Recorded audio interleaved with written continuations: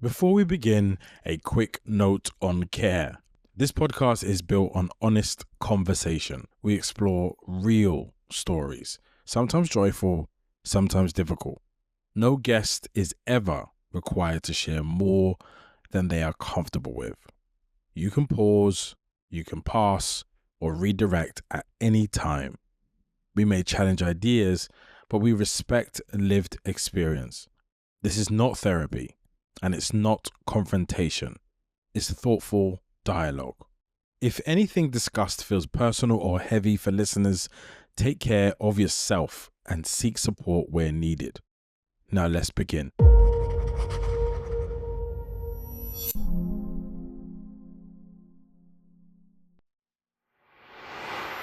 Did you write religious? Not really. Like I went to church in school. My gran was, but my mom didn't really go to church. Right. And then I was very fortunate to just be left. But to be honest, what happened when I was 6, I remember going to in the church in school. I asked the most senior teacher, like, "How do you know he's real?" She was so angry. I just couldn't believe that he was real. Yeah. That was your response. Yeah. So my mind just killed off the possibility of being real because it was like only. Yeah, why are you that threatened about? It was really like, because he is. And it was like, wow. Yeah. I'll ask any more questions, but also, don't see God in you. Yeah, exactly. But also, you're 6, you understand throwing a tantrum when you're wrong. Do you know what I mean? Yeah. But it was more just like, that was left unchallenged for many years, and then as a, maybe by 30, went into existentialism, which was a very interesting journey to go into. And then I think when I got looking at 40, I really started to appreciate people's religions. I went from like feeling like awe to like, no, I really appreciate it. And I think like, I had a couple of experiences like there's a Jewish guy that I know and I watch him and I'm like, you believe this, you are living it. Yeah. And I feel the same in Islam in a way that's really powerful. When I meet people who are Muslim, I'm like, you really live this. Like this is not a con to you. You're not using this for anything, you're living by this. 100%. I think it expresses, when it expresses itself as devotion, it becomes something else. When it's like, you see it, it's weird, you see it in things when people aren't even in the room, like the way other people talk about them, is the way that, sometimes the way their house looks and all this stuff. It's like, oh, actually, this touches every corner of your life. Yes. It's not just, like, I found this with like a friend of mine. So I went to my friend Femi's wedding. He's a church boy. We were in a church. There was so much joy. We were singing the songs, and it was really great because that's who him and his family are. Whereas all my other friends who get married, the one time a year that they go to church is when they're getting married or something silly like that. The atmosphere is horrendous. I was like, why is this wedding dry? Because these people don't care. They're singing these songs that they never sing, and everyone's like stiff and just like giggling a little bit. I was like, why are we here? This is a performance for like your parents or something. I also think as well, like one of the things that I've been reflecting on a lot is that as much as there are like lots of problems with religious value systems, especially like the major religions, I do think that it did mean that no matter what some like random fella said, everybody did have some understanding of values. You know, there was like a point in time, like when you saw like what like the Nazis did and the Soviets did, like that whole thing was that they had to dissolve religion before they could actually like build like a proper following. And I do think that one of the things that I think scares me more and more is that like now there's just people walking out into the world, and if they don't trust what their parents taught them, they're walking around picking out their own values, and that's fine for a lot of people, but a lot of people aren't being taught their values by the right people. Right? And that's actually a really good point. And I think value education doesn't happen in school, and it doesn't happen anywhere really. They think that's your parents' job, but most parents only can do it through the lens of religion. Like most parents aren't sitting there having a conversation about values and like who you are and who you're not. And I think as a result, you are picking it up from music, like just any random from people who shouldn't be your compass. Exactly. In many ways. I don't think that there are really many major religions themselves that are like or any major religions themselves which are intrinsically bad. But I think that the way that they've been interpreted, and in many ways the way that they haven't progressed. Like when you look at like both Christianity and Islam, like just to pick up two, at the time they were very progressive religions where they were, and now a few millennia up, they're not. Yeah. Right? And like, you know, like, and suddenly you go like, right, if this religion had evolved, had progressed with society, would somebody like myself who is queer be completely and utterly enamored by it and be able to find this God that people are talking about? You know? My view is that it should evolve again. It should evolve for where humanity has evolved to under its stewardship. It should 100% reflect who is here, and not necessarily changing the foundations, but applying them in an appropriate way. Yeah, without doubt. And the lack of doing so is why so many people are agnostic and atheist now. Yeah, 100%. Like it's like 50-something%, like 53% of the country. So There's something quite interesting. I think I follow, like, I can't remember his name right now. There's like a rabbi I follow. There's some religious leaders that I still follow, even though I'm not actively practicing religious or Christian as I was raised. I think that fundamentally, a great religious teacher, they all talk about the same things. Mm-hmm. Like, all religions actually point in very, very similar directions. Yeah, and the great teachers transcend, like, the dogma. It transcends the costumes. I've learned wisdom from a Catholic teacher, from an imam, from a rabbi, whoever. The Buddha. Ultimately, they're all teaching tools for getting through what is a very brutal, especially back then, existence where you'd be lucky to live to 30. 30 was like an old man in some respects, you know. Jesus was 33. 33. I didn't exactly die in natural causes. I wonder how he would have gone. That's true. Yeah, the religious thing is very different. It's very so I came from a very religious family. I went to Roman Catholic school and then moved to London. My family go to church all the time, but being gay myself, that always kind of conflicted with who I am as a person. So, you know, they did preach to me and force me to go to church, but I, like yourself, kind of stepped back from that. And I've always believed in something, but I sort of practice religion in my own way. I've become very spiritual recently. For me, it's kind of making sense of things that happen in life, and also the connectedness to something else, something greater than ourselves. I think it'd be quite arrogant to think that something else doesn't exist, or it's not being orchestrated, because if you look at the universe and how massive the expanse is, how many planets and suns and solar systems, we can't be the only kind of living organism out there. So I like to believe in something greater than myself. Yeah, I definitely feel like we're interconnected. Yes. And I love it when people say, I need to go outside of nature. Because that whole, like, we are nature as well. Yeah, like, I love that. This is all us. Like, every human has looked at the same sun and the same moon.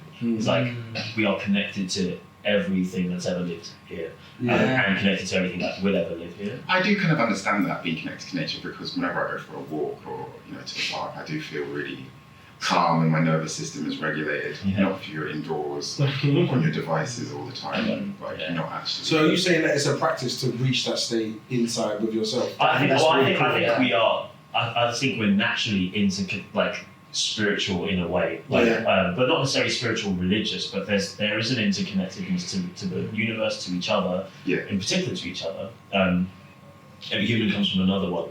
Again, there is a. You're going to keep us off, by the way. Cool. What's the first one? What's your first one? Yeah. Oh, well, like, because we start off on something. Should we start off on something like that? It's up to you. Okay, so something I've been thinking about recently.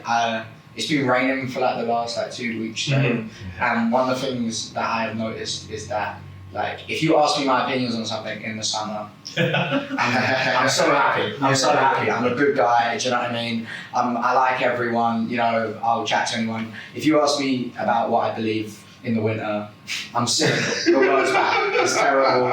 I won't speak to people that I don't find interesting. You know, I just become this very different person. And I think for me, the weirdest thing about that has been being someone that when I speak now, people listen. You know, if I write a poem that's describing how shit I feel at the moment, and it's super depressing, and it's like this cynicism and this very dark view of the world that the rain has given me, and I post that online, I might be giving that to 100, 200, a million people, you know, who knows, you know. The amplification of that feeling. And how dangerous is that? you know. And I think that my point is that if I'm because of the weather starting to say things and think things that I know I don't believe, how do I create art or speak publicly or anything in that time without sort of causing that damage to other people? Yeah. How would you say though? Because I feel like from listening to you, it sounds as if you're like in your own inner world, you're in control of that, and you would create like an atmosphere or a feeling that you can protect from the weather. Is that what am I assuming? I mean, it's a very funny time that we live in, where like even the silliest thought that you have can become like, I mean, potentially even news. Like if you say something and present it in a certain way, and it goes. Is this any Aluko now? Is this any Aluko? No. Just check it. I think it's a powerful, it's power that we all actually oddly wield. I protect my space by, I like to call it an ecosystem of encouragement. Yeah. So everything I do has to pass through that lens, regardless of how I feel, regardless of where I am. Because I have learned the power, I'm a musician, and you know, I have people tell me every day about how powerful it is to like an experience of going to a show. You can translate energy and the way you feel into other people so easily. I have to be very, very careful about what I put out. And I hate the idea that I might make somebody not feel great because I'm having a bad day. Yeah. But actually sometimes though, to flip that on its head, maybe somebody needs to feel that. Maybe somebody actually needs to be confronted with reality in a certain way. So do you feel like if for you it's like I don't have the tools, or it's just an awareness, like, oh my God, I can't believe that I'm not fully in control. The weather has a massive impact on like what I'm amplifying. Yeah. And is that happening to all of us? Are we all just doing it to each other and being like, oh, it's weather, isn't it? I think that there is. I think there is something. There's some belief in it, but I think it essentially now I feel like I have to be good mentally to create things to make sure that other people are good mentally. And before, when I used to create art, before it was being seen by lots of people, I would create things that really spoke to the very dark parts of ourselves. And I don't think that is, part of me fears that that's not safe now. Yeah. And there is definitely a belief that could make people feel better, that they would feel touched by that. But I always say, right, that within my work, right, I am not a poet who looks at a rainy sky and points at a rainbow. I am a pig looking for truffles face down in the bed. My worldview is mud, right? My worldview is darkness, and I'm bringing out like the tiny little glint of light. I'm not this guy who sees sunshine and rainbows all the time and is just telling people about it. You know, like that's what I try and do. And I think that part of me at this time of year, when all I can see is mud, thinks it's lazy to just turn around and be like, hey guys, here's the mud. You know, and suddenly now I'm sending 100,000, 200,000 people face down in the mud. Because at the end of the day, those people who are inclined to believe that, if you give them a little bit, they'll run with it. Like we all know that. We all want to be I have this thing, right, is that when I do my TikToks, I'm doing really positive, like adulting, like really I'm not trying to inspire as like a job, like I don't think I'm not believing that. It's more just, hey, welcome. It's more about like, I'm just trying to keep a certain vibration that I feel I can channel, right? And I can be most useful. But what I feel sometimes is it's so heavy that it pulls way more than it could ever give back. And so the weather is a part of that. Like I have a strong desire to be in the sun. I love South Africa, so if there's even a micro reason to go, I will go. And I'm doing carnival in Antigua in the summer. If there's a micro reason to get me on a plane where there's women dancing, I'm going. But I feel like I need to recharge so often because of how heavy it feels. And I think in my apartment, I have 3 big windows. I look out the window and under grey is like catapulting the political climate, the social climate, the economic climate, and it's just like, I don't know, is that a bit of where it is for you as well? Oh, definitely. I mean, I was saying the other day, I was like, do I hate myself, or is it just been dark for a little bit too long? You know, like that is the reality. Question. Do you know what I mean? Like, but did you come to a conclusion? Like, I think it's both. I can't lie, I think it's both. But it really is that thing, you know. Like it's crazy. I seem to be like healed in the summer and broken in the winter, and this happens every year. And I love this country, and I don't want to just leave it, you know. And also, like, I think it's really hard as someone whose job is to observe the world around them, no matter how dark it is. For me, sort of jetting off and going, okay, I'll live in Italy and write poetry from there. What's the point of that? Do you know what I mean? People like part of me feels like I have to be here to document the experience of this. Yeah. You know, but it is definitely the weather. Yeah. It just multiplies everything. Yeah. My life is great and I'm really happy, but the weather. You both have just come with things of like how heaviness impacts your creativity, your expression. What are you feeling when you hear this? I have vitamin D deficiency, and seasonal affective disorder is a real thing. So in winter, you don't get as much vitamin D. Yeah. So I have the same thing where my mood is low, my energy is low. It's dark, miserable, raining, cold outside. I don't want to leave the house. I have the heating on at 40 degrees, and you come outside and it's like traumatic. You're like, why am I doing this to myself? But also going back to what you mentioned about trying to be positive, I'm kind of in the same mindset where I've kind of shared things about my own childhood trauma, what I've been through over the past few years, and that's why I have the platforms that I do. But I'm not positive every minute of every day, so I'm always mindful that, do I need to put positivity out all the time, on my platforms, and then is that not authentic by me? Am I pretending that I'm happy all the time when in reality I'm not happy every minute of every day? I'm happy most of the time. But Like, so you see, when I have a thing about whenever you're heavy, who is it who do you share that with, and who gives a shit? And like, in a weird way, I just give a shit. Like if you called me and you were like, oh man, I'd really take it and listen, but I don't think I can name 5 people that I will consciously think of that I feel heavy. I'm gonna call you to unload with no goal. I'm just like. So who gives a shit, and what do you do about people not giving a shit if that's the case? Like you make art. I think that's also a companion when you don't have anyone to talk to. It's like I now live in Margate, and the sky in Margate is so big, which sounds silly, but it's like it is because it's surrounded by water. It's got water on 3 sides, so it's like that actually and the buildings aren't very big, so you see so much sky. And there's a Turner gallery there, and like Turner skies, his paintings are so famous because the huge grey Margate sky is something to behold. It's like it actually looks amazing. It's actually there's like depressing skies, and then there's whatever that is. It's like directed by Steven Spielberg. It's like it's unbelievably like dark and amazing. And I actually always feel like I should be writing something or I should be making something when I can't turn to someone, because I've also moved away from London where my friends are, and so there's a slight isolation there. But it's like actually it's made me turn, like yourself, to like, okay, I'm an artist. How do I alchemize this feeling into something? I do err on the side of positivity. I'm also in recovery, like I'm nearly 7 years clean and sober, so thank you very much. So I've had to dig for the diamonds when I was living in mud, like a lot, and so many creative people do. I think we do actually kind of, on the one hand, it's our job not to look away.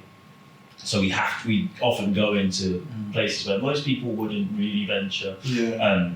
And somehow we come out of the coal mine with there's gold in there somehow, and share that. I haven't really, and maybe I'm going to ask this question in a way that it makes sense in my mind, right? But I think in terms of when you're challenged mentally, it's about your mind being busy. And when your mind concludes what's going on for you, there's normally words. There's like a sentence of, this is what was happening. This is how I feel. Yeah. Do you know what the conclusion was before your mind was busy, and then when you found peace? Have you found it? Peace it's an ongoing project.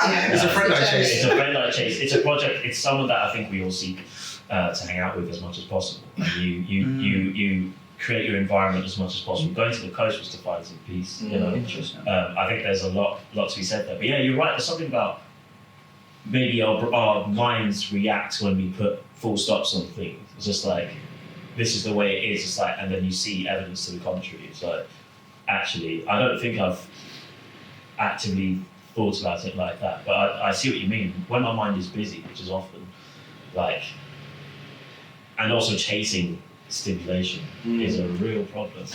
But isn't that what the art is? That the art is peace. Right? That's what it is for me at least. I always say that like the second that I start writing or the second that I start creating or acting or producing art, whatever, it feels like kind of all of the chaos kind of just merges and it becomes like one thing for the first time ever. Like that's what is created, and I think to me that's what it is. But I also think that this idea of peace that we have, I think we've adopted this kind of like Buddhist sort of understanding that this is perfect. And I'm always like, fuck that. What is your like I don't want to take a vow of silence. That sounds what I'm planning on spending the majority of my life in as dust. Do you know what I mean? Like, I'm not going to spend this lifetime silent, the only way I can talk. You know, like, it just seems ridiculous to me. And then that we've like this idea of complete tranquility and peace takes away from some of the most like beautiful elements of what it is to be a human, like the actual chaos of it, and like the like heart-wrenching like pain and the ridiculously exhilarating moments of happiness aren't exactly peace. Those are the things that make us human, and I think that this like we seem to have really wanted peace. I don't know if that's really what there's a quote. Sorry. No, you go. I was just going to say that this is going to be a mad quote, right? From the second Avengers movie, right? Stay with me, right? Where Ultron, the big bad, says, "I think you've confused peace with quiet." Yeah. And it's like, actually, That's really good. it is. It's quite profound. Whereas I think you're right. It's like peace isn't tranquility. It's like, because obviously, you know, you might have a baby and like that's the love of your life, but they're screaming and you're angry. It's like, but you're in love. You know, that's still a beautiful moment, still something to be around. It's just like, I think people often confuse like peacefulness or being where you're meant to be, being in the middle of your purpose, isn't necessarily going to be a boat that's not rocking. Well, I think peace means two different things to two different people, because I know people who constantly keep themselves busy because they don't want to be alone with their own thoughts. But peace for me is being alone, really, because I've had like depression, anxiety, like being suicidal. So for me, peace is like no one disturbing me, stillness, or lowering my vibration. Yeah. See, I think I'm like, walk. Because there was something that you said about, you know, obviously feeling the way and then you have to go online and kind of express or exude positivity and things, but I genuinely feel peace isn't necessarily you falsely representing yourself. And I agree so much with what you were saying and what you were saying. That was just, the Avengers quote was insane. I just think, I do genuinely believe that peace is and like you said as well, it means so many different things to so many different people, but ultimately it's at you being one with yourself, whether that oneness looks like chaos at the moment, or whether it looks like a newborn crying baby, or whether it looks like, do you know what, I just need a moment to actually process what is going on in my brain. I did a talk a while ago, and one thing that we were speaking about was how the brain sometimes is just so oversaturated with thoughts that the minute you begin to sit down and you're able to kind of get those thoughts out on a journal, whether you're able to do art or write it down, you then allow your brain to go into solution mode because you have then cleared it of all of the problems that it's then facing, which often kind of translates for a lot of people as anti-peace because your brain is constantly buzzing. But when you're able to offload it and do the things that make you feel whole, or make you feel fulfilled, like the art, like the writing, like the creativity, like the stillness, you're able to kind of just lock back in with yourself and center and ground yourself, which ultimately, in the Buddhist term, is peace. You know, we spend so much time. I love that phrase. Problem mode and solution mode. It's like it feels like in 2026 we spend. I'm constantly in problem mode. Like I'm being presented with all the problems in the world, problems with myself, problems with my relationship, or lack thereof, problems with my bank, the money bank. It's like problem. And it's just like, actually, when do I give myself the chance to be in solution mode, or even and it can't. My solution can't just be making art, because I can't be making art all the time. Just like, what do I do when I'm not writing? Or I feel like the answer is connection. Yeah. And I feel like in the absence of connection, in isolation specifically, the brain does even more work. But as soon as you plug in with someone, and if I say to you, it's so funny, the guy that runs the studio, when I came in, I was like, our communication hasn't been great, right? And I was gonna say his, but I love him, so it's ours, right? But, and I was like, I'm sensitive. So if I feel like I'm not being met, I will retreat and I'll go do something else, right? And he was just like, wow, that's mad that you said that to me. But then he began to share what was happening for him. He's got a lot on, right? And then we had a moment of like, I got you. Yeah. And it changed so much. And by the way, I didn't walk in with an anticipation of like, I'm gonna get justice because I didn't come with anything. I just thought I'm gonna share with you that like I love communication. If you say to me what's going on, capacity increases immediately. If I don't know, I got to deal with like the short-term reality of what I'm experiencing, and I may choose to do something else because I need to know what I'm doing, right? And it was really beautiful. So I do think sometimes, apart from art, you know, I love creating too. I just want to sit with somebody, dope, new, interesting. By the way, hi, got it all. And then in this way we are creating, but maybe there's no. Well, this is actually being filmed, but sometimes there's no expectations. But you know what? Just sorry. No. Because you were late, right? Yeah. You have to explain why you were late. And also how many minutes while preparing the question and spin a plate. Do you know what? Should I just stand on one leg as well? I'm not for performance. I mean, don't show off, come on. Do you know what? I knew you were coming for that. Of course. I just knew it.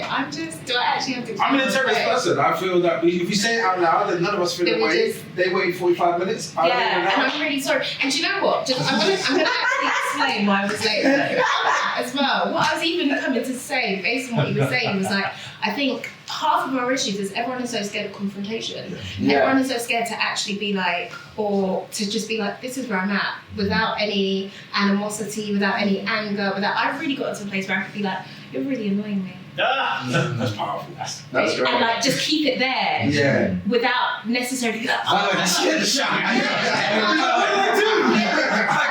a cry. I'm so I don't want to use the word peace because we kind of keep circling on it, but I'm just so in tune with where I'm at that I don't necessarily feel as though I need to add an aggressive emotion in order for you to understand where I'm at. Yeah, I can actually just say, I'm not really feeling what you just did there. And I find that when you kind of get to a place where you're able to articulate your emotions, you are then able to connect more with people and have people feel safe enough to also be like, oh my God, yeah, I actually wasn't happy with what you did. And then there is no kind of expectation of, oh my God, we're going to fall out, we're not going to speak anymore. But then even if that does happen, we're good. Because I've told you where I'm at, you told me where you're at, I'm receptive of it, hopefully you're receptive of me, and we can just, and I think ultimately that is what connection is. But then going on to why I was late, right? I've got a 3-year-old and a 1-year-old, and they're running around the house, but then I also ran into traffic. And there was, because the weather's awful outside, so there was a 3-car jam. Oh wow. Yeah, it was horrible, and there was like police around and everything.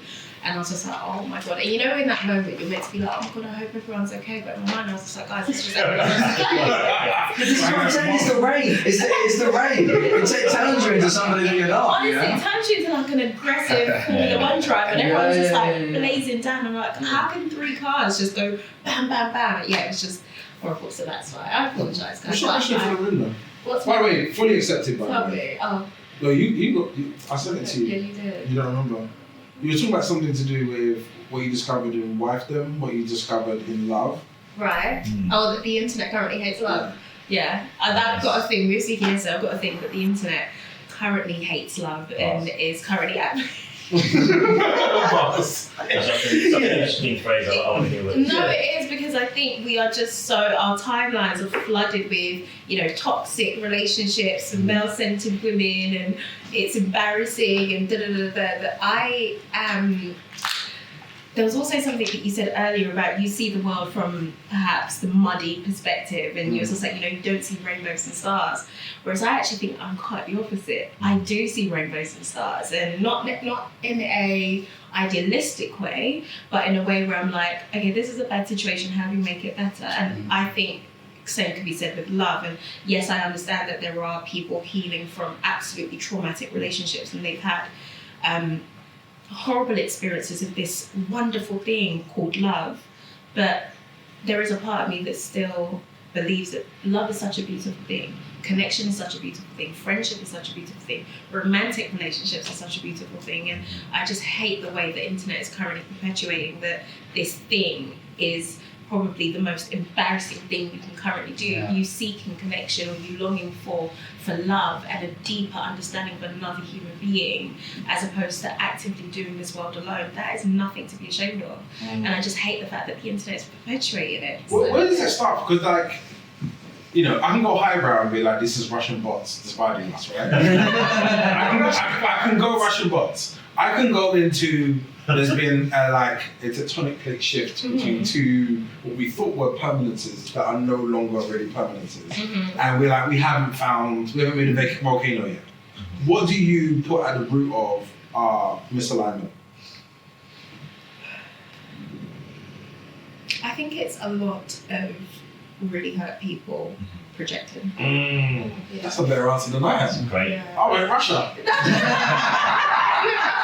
I think it's a lot of really hurt people projecting, and I think part of the human experience is to deal with hurt and to go through hurt. That's like everybody has. There is not a single person who hasn't. But I do think that there is a powerful thing in healing. And particularly if you are not at the place of healing, ensuring that you are not then hindering somebody else's healing as well.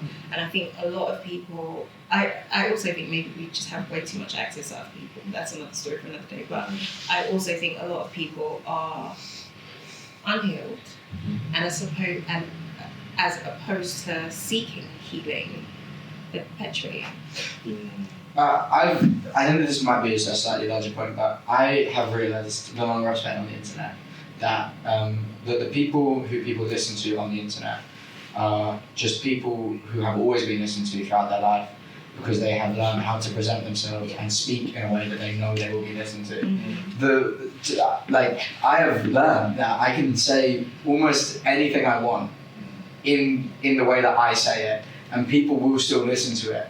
Not because of the quality of my thoughts, but simply because of the way that I speak. Yeah. And I think one of the really problematic things we just ended up with on the internet in general is we've got a group of people who are absolutely certain of things, speaking with utmost certainty, and they know how to do it. And suddenly when you watch it, you go, oh, I 100% believe that. Without a doubt, I 100% believe that. And you go, do you know what, that is shit. I agree actually, like fuck love, I shouldn't be in a relationship. You know? So because this person said it in this way that was completely, I will often have thoughts and go, oh, I could convince a lot of people of that very quickly. And I go, I don't even believe in that. Yeah. You know? And I think that's the really scary thing to me. Are you inside or outside of love right now? I'm inside of love. Are you inside or outside of love?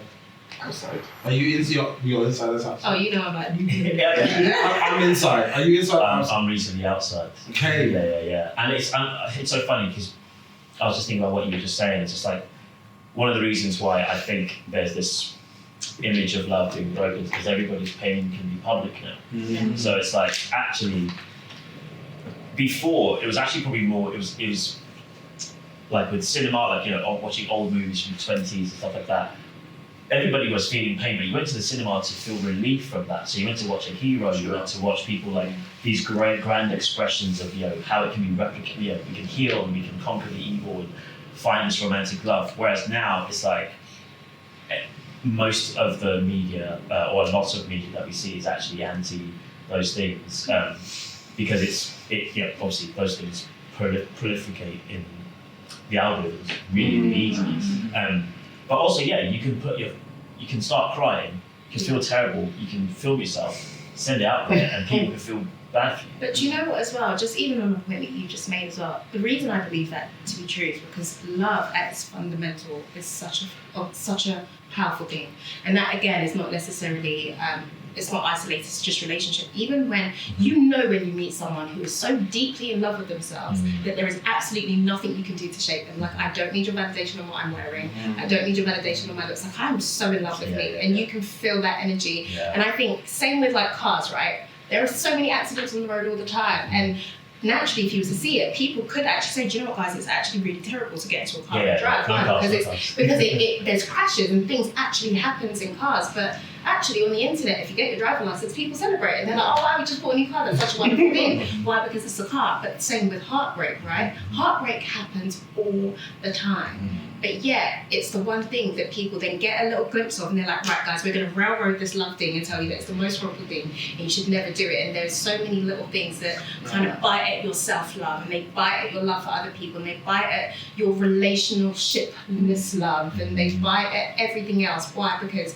love, I think, is the one thing that when you jump into and you understand the fundamental meaning of and that connection with another person, it kind of just makes you unstoppable. And I think the algorithm and the media and all of that stuff, it doesn't work if you are at a level. I feel like someone's got to give us the heartbreak story. Can I? I come to it a bit differently. Do you? I think as human beings, what we want is connection. Yeah. And we want to understand the experiences that we've been through, like heartbreak, and make sense of it. So I think that's why that kind of content does well, is because people are trying to process what they've been through. But that's just my take on it. Yeah, my own experience, because I released a video this week on my YouTube channel about emotional manipulation and toxic relationships. Yeah. And that's actually my topic, but we can get into that No, give it. later. No, go for it. Go for it. So yeah, I had a very toxic relationship, situationship, friendship, whatever you want to call All it, the shapes. where it was like a trauma bond, Yeah. codependency, and it was just like deeply unhealthy for me. But my question is, have you been in a toxic relationship, and is that actually love, or is that emotional dysregulation? So when you fall so deeply in love with someone, is that intensity, that affection, and then you fall into sort of like a push-pull dynamic where they breadcrumb you, they pull away, maybe they gaslight you. Yeah. I feel like it never starts out toxic. I feel like it starts out so profoundly thoughtful and passionate. And you see me, and I see you. Yeah. And then you have all this language of like how your emotional state has been interrupted for the better. And then as you start to progress and you realize, I always talk about relationships and their workability. Like, does it work? It's the question you have to keep asking yourself. You're very logical. Yeah. And I feel like if you keep asking yourself, does it work in action, you will interrupt the abuse, the problematic behaviors, the like. And I do feel like the best relationships I've ever had were the shortest. They were damn problematic as hell. High energy, high like, oh my god, and then it was like, boom. But then I remember I was at Vicky Christie Barcelona. I watched that film when I was like 15, and I remember watching it and being like, God, that's what I want. You know, I want some like we just shout at each other. The love is. And I always thought that, and then that is no one wants that, and that is one of the things that they don't tell you about like them movies is that you are like when the cameras, well, the bits that they're not filming of that relationship, they're not shouting.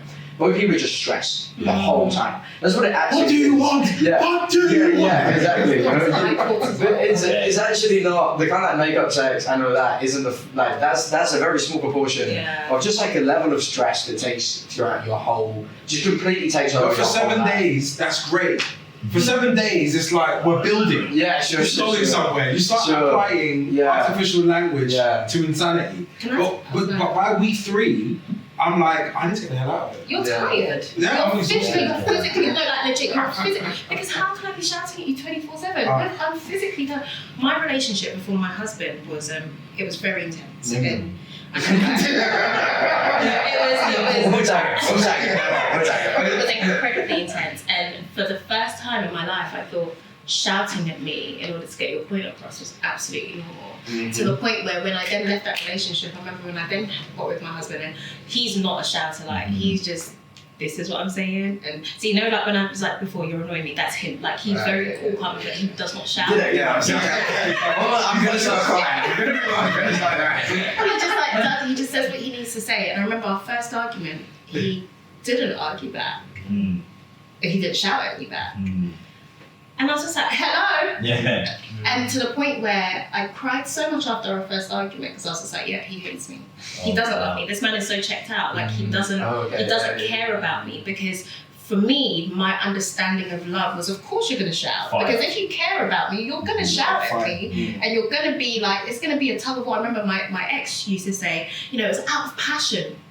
So when my husband never did any of that out of passion, my brain didn't transit. It took maybe about 3 years for my brain to really understand that this man actually loves me, because he's not willing to go out of character in order to scare me or to frighten me into position. Does that make sense? Yeah, That sounds like real love. That's like healthy that's healthy communication, love. boundaries, That's, persistence, oh my God, that's quietness. healthy love, yeah. I think a lot of people get love and passion. I think a lot of people get love and passion mixed up. Yeah. That's the issue, right? They're completely separate things. Yeah. You know, you don't often hear of a crime of love. You know, it's like, yeah, you know what I'm saying? Like, But also, but to that point, and to your point, you know, also toxic relationships can be quiet as well. Toxicity isn't necessarily just that's so loud, true. That's silent. and like it can be the slow, quiet, never acknowledging texts or questions or avoiding things. Weaponizing stoicism, that's what it was. Yeah, weaponizing. Yeah. It's like, I'm calm and collected. It's like, no, Yeah. you're avoiding. Yeah, you're emotionally absent. Like, and unfortunately, I can say that I've both been the receiver of toxicity, but also a toxic person. You know, as I think everybody is in some respect. But because I don't shout, because I'm not, I've never hit anybody. I don't shout. I'm not a fiery person in that way. I never swear at my partner ever. I'm just like, I don't do that. It's not me.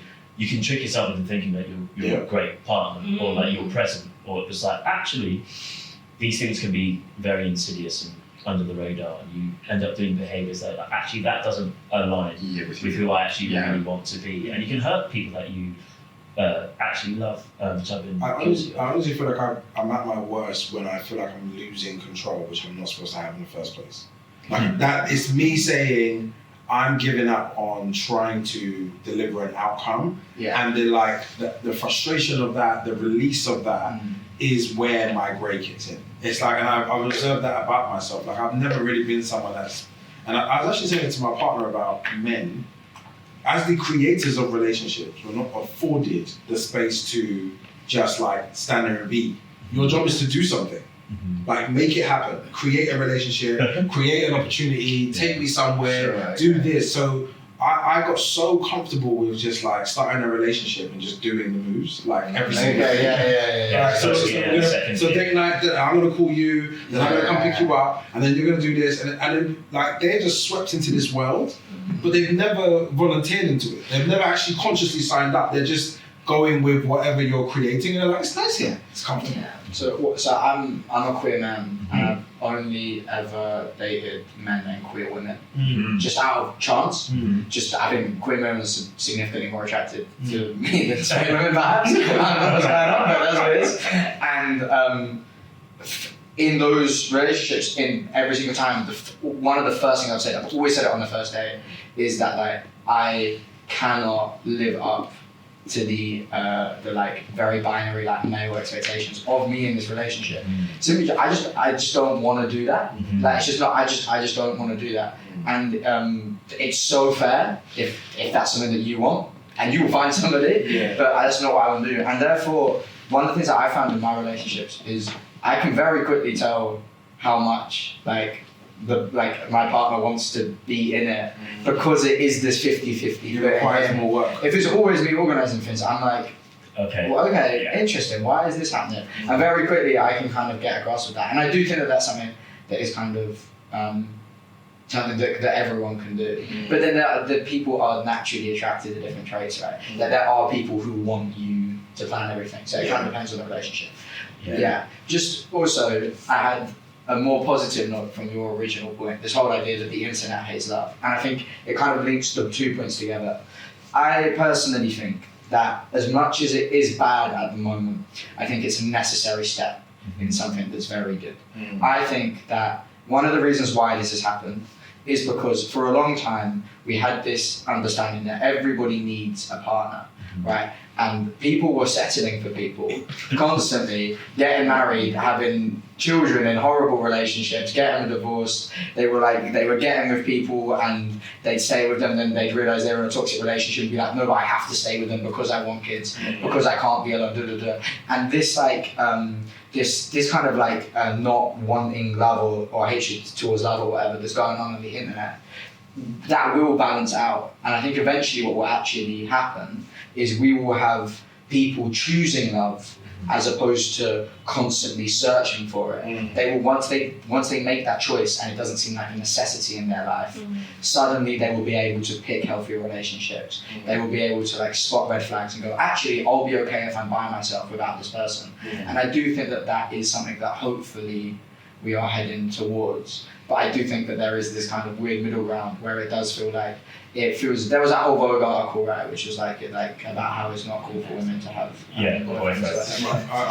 It's having a boyfriend embarrassing. It's having a boyfriend embarrassing, and which is also it's an inflammatory kind of exactly. It's just I think as well that when you see stuff like that, the question is to me has society got worse or has journalism got worse? You know, that's like which one are we putting out? Yes. You know. Yes. Do you know what? I do kind of understand that. And I do hear that, but I think more so when I'm saying that I think the internet hates love, I do understand kind of balancing out, helping people better navigate their standards and know that you don't need a relationship in order to breathe. You can actually just be by yourself and love yourself.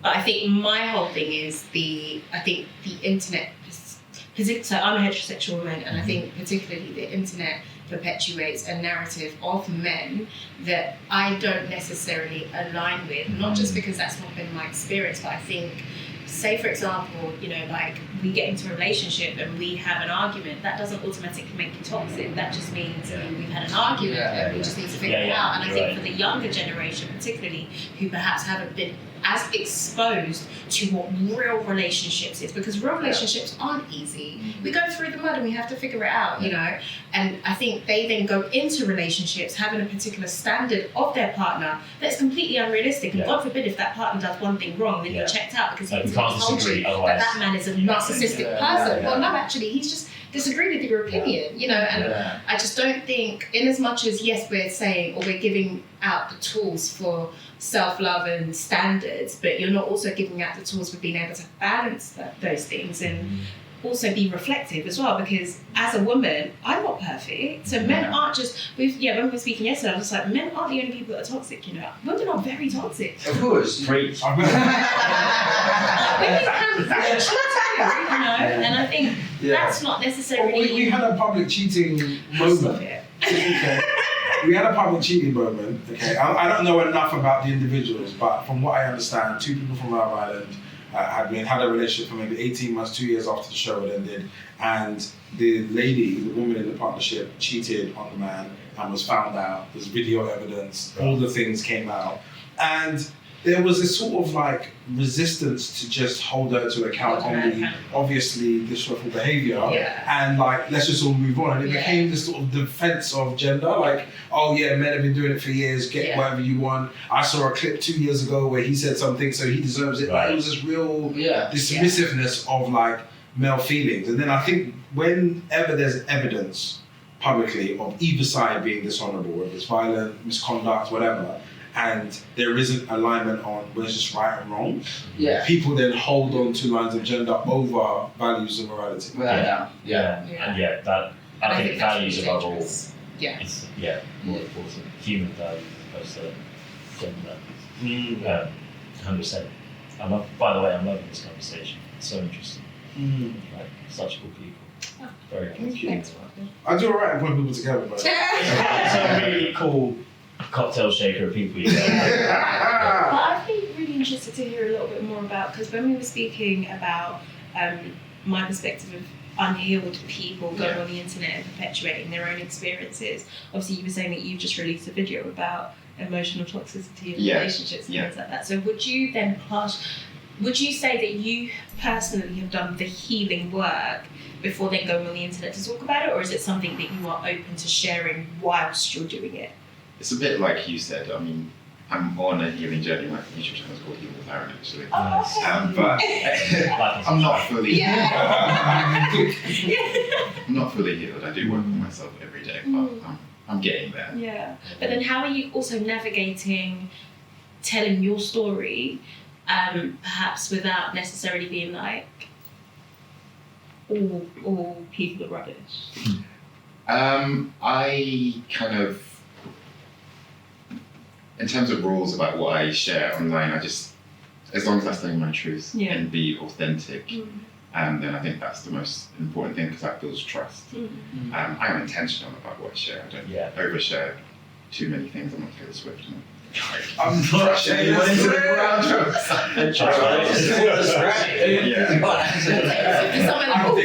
everyone in one direction. I just try and share things that could be relatable. Yeah, and that can help others. Yeah, that's your question. Yeah, it does. Yeah. So what actually is your truth then? What would we? I'm going on your YouTube channel. Yeah, I'll be listening to it on the way home, by the way. Yeah, what did you discover? There's a whole mix of content on there. I talk about spirituality a lot, because I did have a bit of a spiritual awakening a few years ago.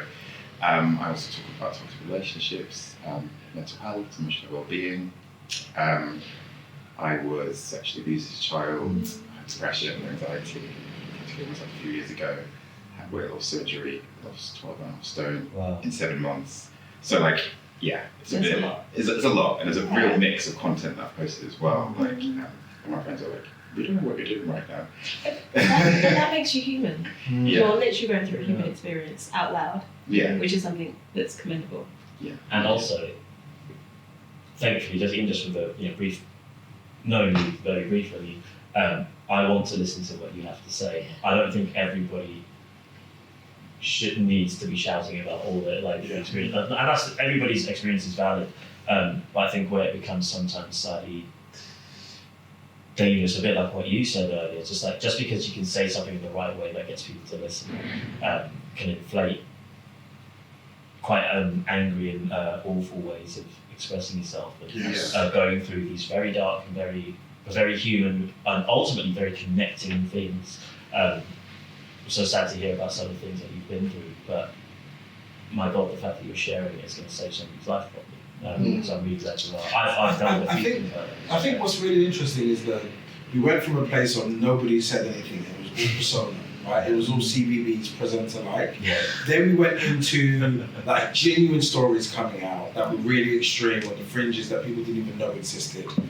And then it went really mainstream. And then there's a point where everybody's pain is valid, but I think not every pain needs to be platformed in the same way. 100%. And I think it's now just become my dad didn't take me to my ball game, and then there's a 7-part episode on your channel about, your dad didn't take you to a ball game. Now, I think the feeling and the sentiment is valid, and we've learned a lot from those types of stories, but I feel like we've gone to a place where everyone just dials up their story slightly more to make it feel like it has validity on the platform, and as a result, we're losing the richness of the learnings of so many stories, because everybody feels like their story is equally platformed. So I'm possibly a bit younger than everybody else. Yeah, I'm actually a baby.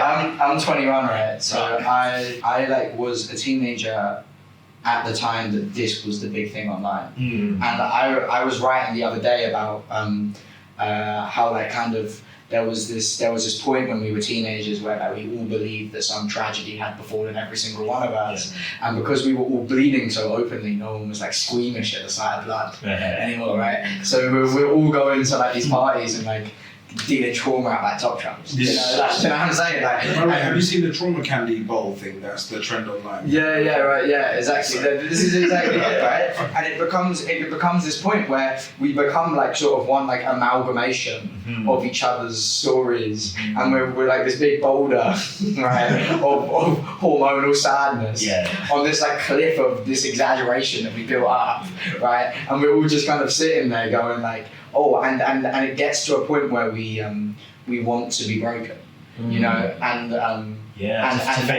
until it manifests, right? Until you get to a point where you go, what would someone who's broken do? oh, they do ketamine. Oh, I'm more broken than them. I'll do more ketamine than them. And then someone fucking dies, and suddenly this person who was actually okay has done it. And I truly do believe that the want to be sick is a sickness within itself. Yeah. You know, and I don't think that we can undermine that in any way. So anybody who is speaking about, who is like dealing their trauma at laptop trumps, or using it as social currency and wants to be, they are sick in many ways because they want to be. You know, and that within itself is a sickness. I think we have to be really careful because it feels so good.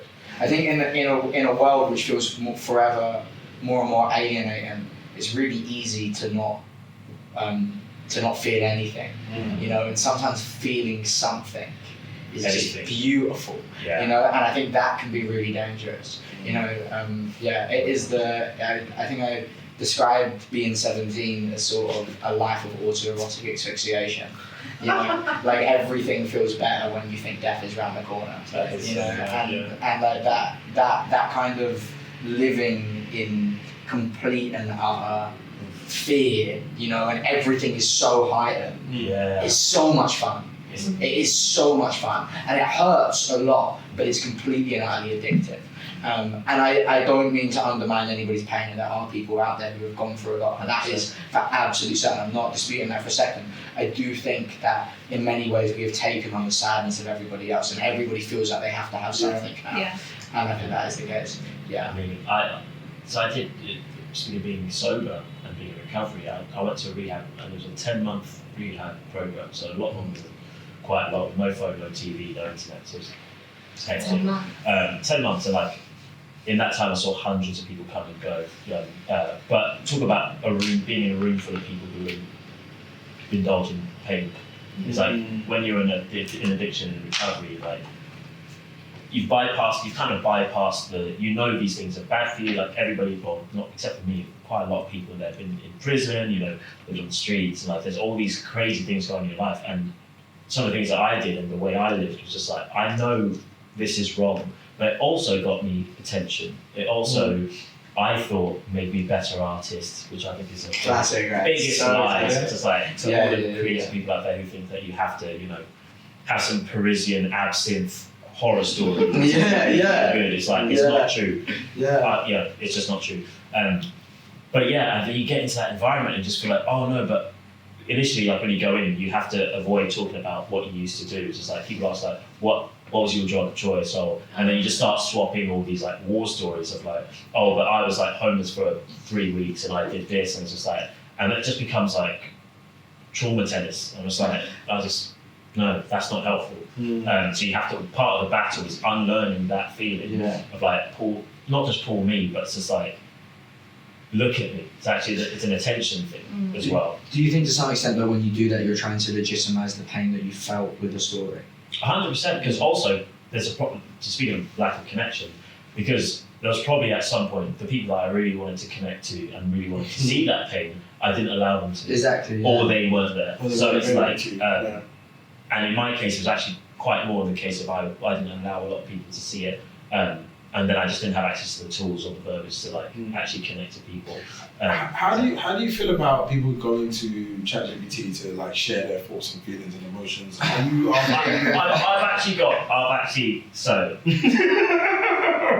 don't know what, maybe there's going to be a couple of people who think differently. It's just like, I actually think if you've never done therapy before, I would recommend actually writing out whatever you're going through, like long form, like go really, really, really deep.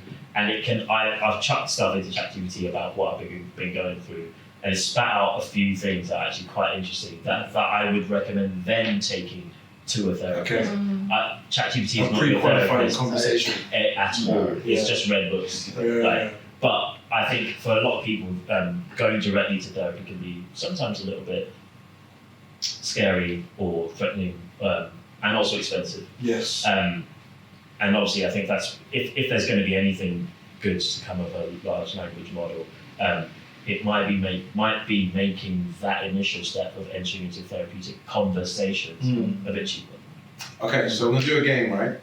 And it's gonna be very revealing. So that was a really nice answer, by the way. Yeah, I would say that's something fantastic very answer. crass and All right. nobody was going to say that. I completely agree with you. Eventually. Eventually. But I really wanted to say something that a 21-year-old was going to say, so it's not. Okay. What was she going to say? I was going to say that when humanity needed it the most, we replaced it with data collection. But Nice. That's something like a 50. I felt like that was a balance. no, but what I mean is that what you said was something that was actually not nuanced and came from wisdom and was very correct. What I said was just something that sounds good. You know, it doesn't really add any value to it.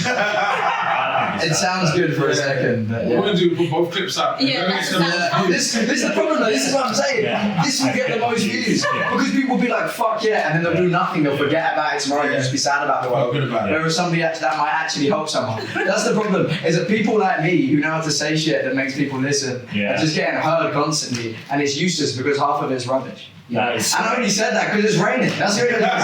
If it was sunny, I would have said what you said. That's the clip of the episode. 100%. So what we're going to do, right, we're going to go on each other's social media. So I'm going to go on yours, you're going to go on here, you're going to go around this way, right? And then you're going to scroll down as far as you can. Right. You're going to find one post, I'll take a long time. and then someone's going to have to explain themselves. Oh my god. Right? What's really beautiful about it is I get yours, right? Oh my god.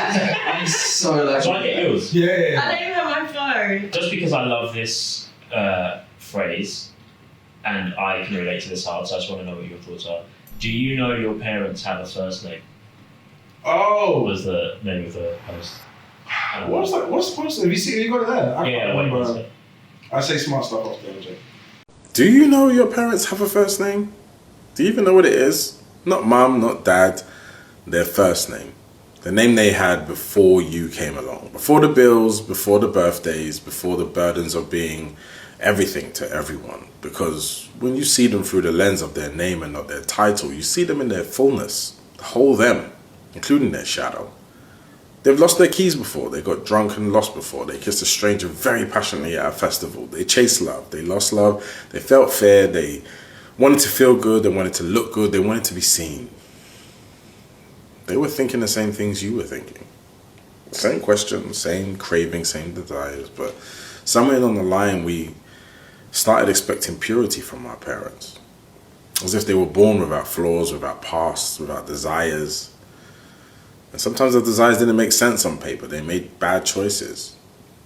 But they were not holy. They're human. They have kinks. They have shame. They have stories they don't want to tell. But they also had dreams.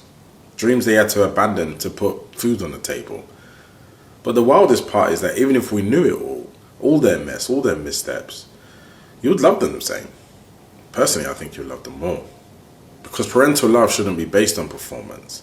And what they did for you, it should be rooted in something deeper. Acceptance. Acceptance of who they are, who they were, but also who they couldn't be. Oh! Yes, so...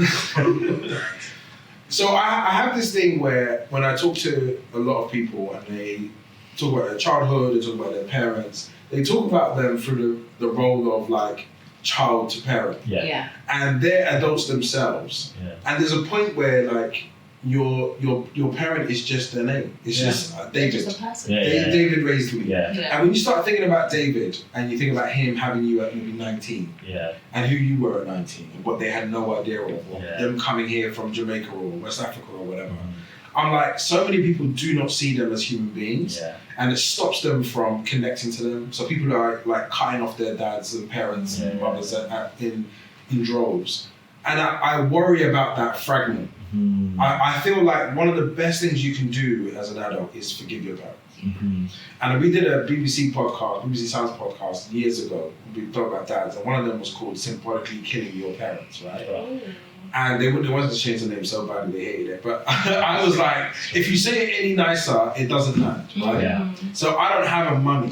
Mm-hmm. Right? I'm 41 years old. I don't have a mummy, Mm-hmm. right? I have my mum Mm-hmm. who raised me, but her first name is more who she is to me now than her role as mother. Right. And I think in that, I get to see her. Yeah. I get to spend time with her, I get to love her, I get to be friends with her, we get to do stuff together. You call her mum?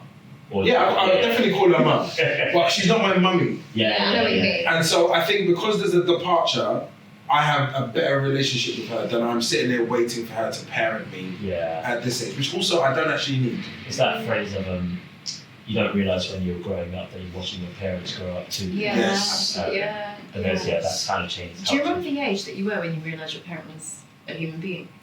Because I vividly remember when I was just like, wait, actually, you're not just mum, you are just a woman that's trying really My mum hard. had me when she was 19. So you've grown up together? I'm the oldest of 3 kids. Yeah. Right. So you she saw was a lot. basically a child when she had me. Yeah. And do you know what's really funny as well? Right now, where I'm kind of like, I've got my little people, I think it's also allowed me to, that word ran away from me, empathise with my parents' experience a little bit more, because I'm like, there's so many days I'm like, how did you do that? How? What do you mean I've got all of these stresses and you're asking me for Weetabix? Are you all right? Meanwhile, do you know, like, first of all, go fast, you know? And I just know that, oh my God, the amount of times that I so blindly wanted to be loved or was seeking attention from my parents.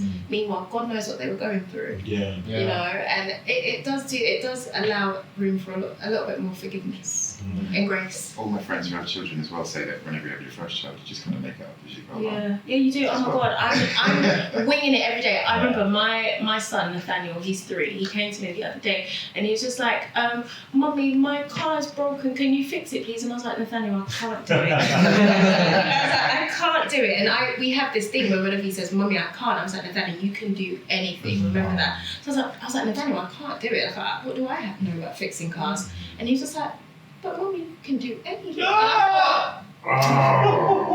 Yes. I was just like, you have been sadly mistaken. I am just a girl. I'm a baby. But there's something in that, believing in your kids more than you believe in yourself, which is crazy. Right? That's interesting. Right. So what was going on here? Because you're dancing clearly, there's a mid step. It was a young That's the wrong thing. There's a mid step kind of moving. You look like you was at like a family gathering. That was my son's first birthday. Oh. Yeah, that was my first baby's first birthday. Oh, look. Yeah. That's adorable. Oh, come on. Look at this. Oh my God. Yeah, Nathaniel. Tell us about the day, man. Do you know what? That day was really it was really emotional for me, and I'm one of those people that I don't dance in public. Like, everyone go sit down. I don't do all of that. But that day, I remember I was so overwhelmed with joy that I was dancing, I was getting involved with the games, and I was also like 6 weeks pregnant with my second. But I didn't realise at that point. But I was like, I felt so joyful because Nathaniel's birth was a little bit traumatic. I had a C-section, and I was just like, have we gotten to a year and you're happy and you're growing, and I felt healthy, and I felt really proud of me. I felt really proud of my husband. So that day was one of the best days of my life. Yeah, I was really, really happy. So that was me. And the picture I've chosen is this one. Oh yeah, this one. Yeah. In the red jumpsuit. I was at prison. That's even better. It's even better. I thought it was Alcatraz. Okay. What was With that? the red and the trainers. Okay, Malta. Yeah, so I went to Mighty Hooper in Malta. Oh, crazy. Yeah, it's a LGBT festival. Yeah, Okay. it's like a huge thing. Yeah. Ah. Yeah. In Malta, I didn't realise it's that. Yeah, that was the first one. What's it called, sorry? Michael Hooper. Mighty Hooper. Yeah, in another country, but yeah, a brand gave me some clothes to wear. To Okay. I chose the like jumpsuit. Yeah, I really like it. You know, they say red is a very powerful colour. It means you're trying to say something. It's my favourite. Is it? Yeah. I always choose the red jumpsuit. Yeah. If you get a chance.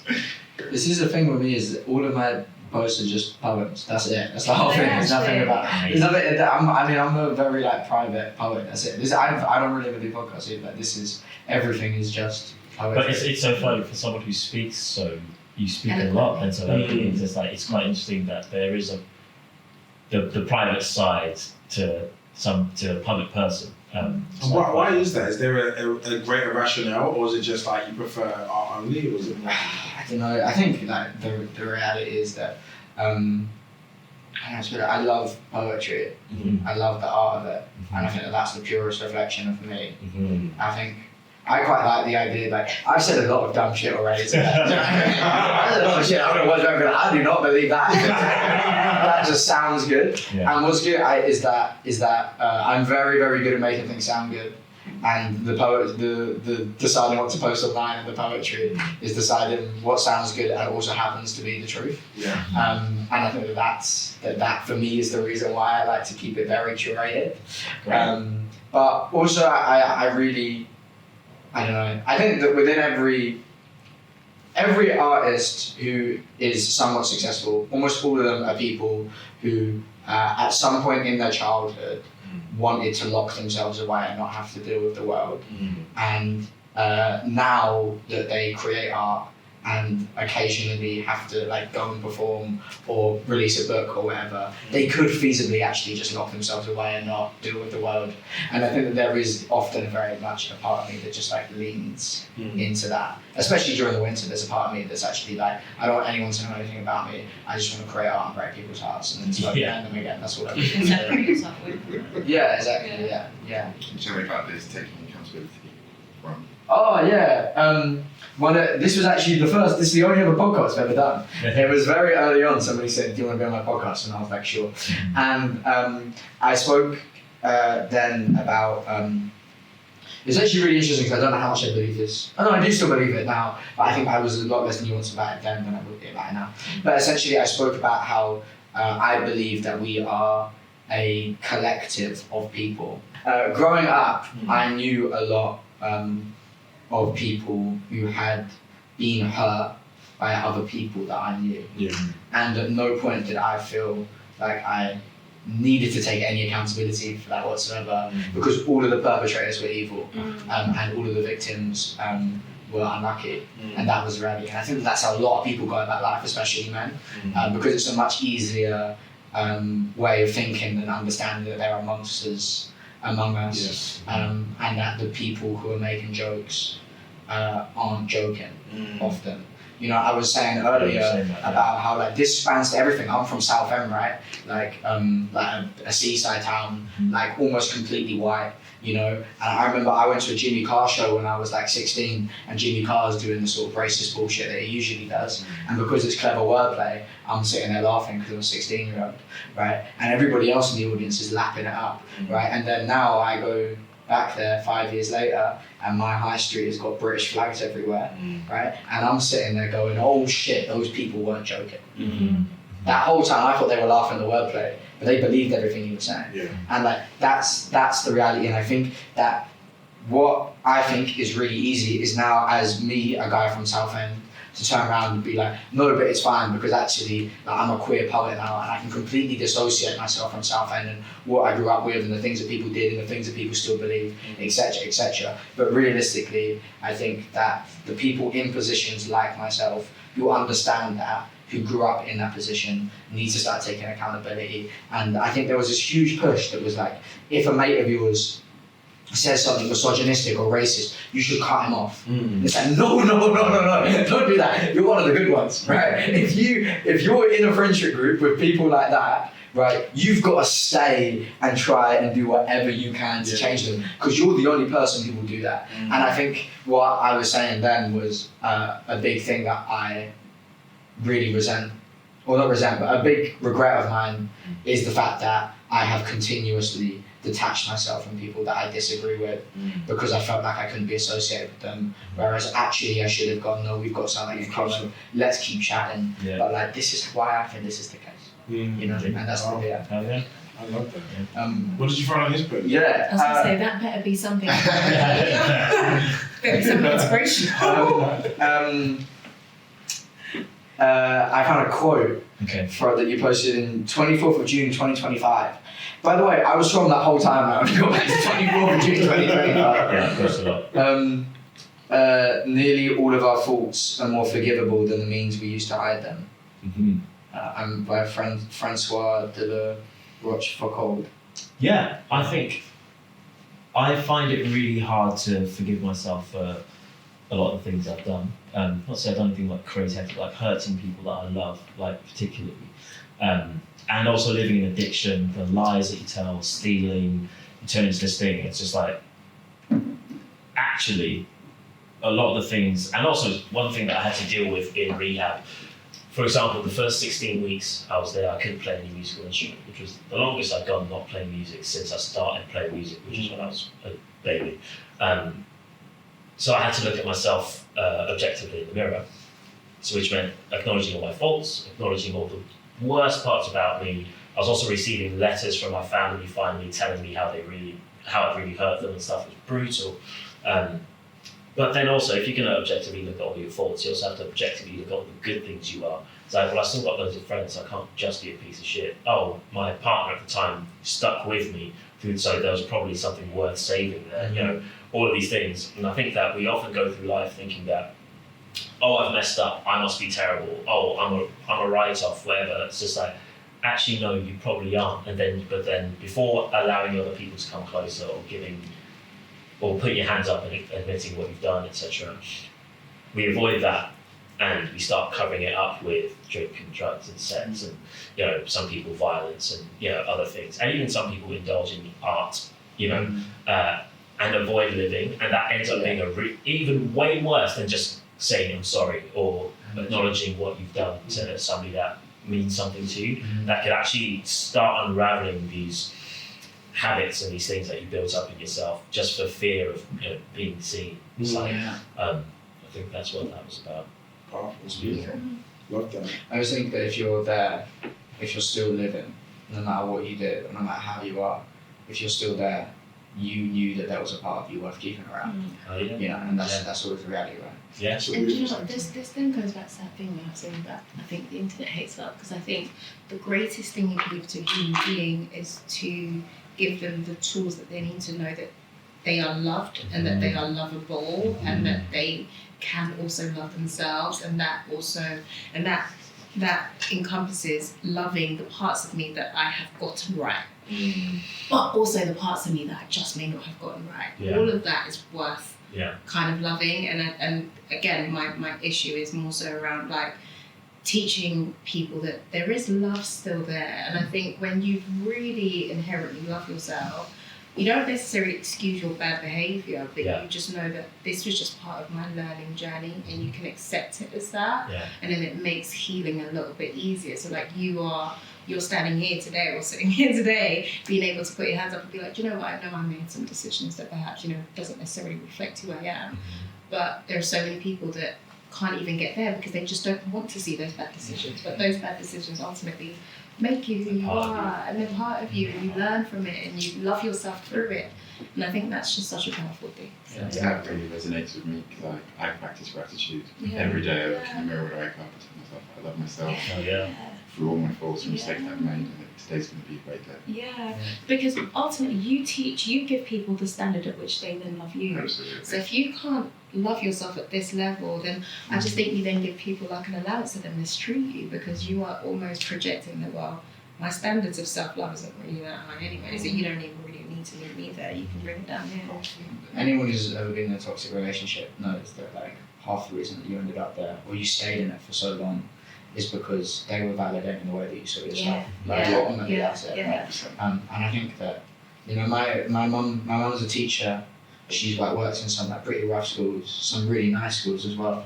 And one of the things she said is like, I've seen completely different types of underprivilege and privilege across the board. And she says the least privileged people in the world are those who don't grow up with love. And like without anything else, like no matter what they look like or anything else, nothing else. She says like I've seen kids at the private schools that I've taught, I've seen kids at like the rough schools that I've taught at, and the one thing that like the least privileged kids span across all of that, and they're just the ones who didn't grow up with love. And it's that simple. Love is a resource. People don't realise how important self-talk is. You speak to yourself the most in the entire world. Like I can have a 90-minute conversation with you, it will never supersede what I'm having with myself internally all the time. So if I'm internally telling myself I'm not worth anything, I'm not that's the rhetoric that I start to believe and that my mind starts to follow on with. And I think even, I was late to the conversation about moving countries, but if you go to like Ghana, some of the kids there may not necessarily have the resources that some of the kids here do, but they are the happiest kids I've ever seen. They dance on the street with their shirts that are torn, with like waters on their head, and they're just dancing because they are loved, and they have this inherent value that's come from this huge community of love and all of that, and they believe in that. And I think it's just really sad that we do live in a society where perhaps that isn't necessarily taught, because if you kind of understand that thing from early, it really just leads into everything else that you do, into the relationships that you get into how you see yourself, even going for certain positions. I did a talk the other day about women and mothers who then return to work after having babies, and one of the huge things that they found is that a lot of mothers that return to work after having babies, they don't go for promotions or put themselves forward to like speak up in meetings and stuff, because there is this inherent thing of, okay, once I've left work for a little bit, or the corporate world for a little bit, and I've gone and had a baby, it now means that I am I'm valued less then, or I can bring less to the team because I've gone and had a baby, and they're not seeing themselves as actually you've just gone to go and take on another full-time job, which you're absolutely smashing, by the way. And you come back with a lot more skills. You've come back, babe. Like people, there's so many people that don't come back, and it's this inherent value that people are missing, that they don't realise leads into everything else that they do, that gets me. I completely agree, because negative self-talk is like the default mindset that we have, and it involves like constant effort, constant you catching your own thoughts, cognitive reframing, turning it around and looking at it from a different perspective, and that can change that outlook on your entire life, not just your day and how that goes. Your entire life. And this is what I was even saying to Nathaniel, like, you never say I can't do anything. It's I can do it, or I just don't know how to do it yet, and that's okay. But if that thing of I can't, you can't do anything. You know what do you mean? Self-talk. Well, thank you guys so much. I really, really appreciate it. I feel like there was 2 more hours left, easily, quite comfortably.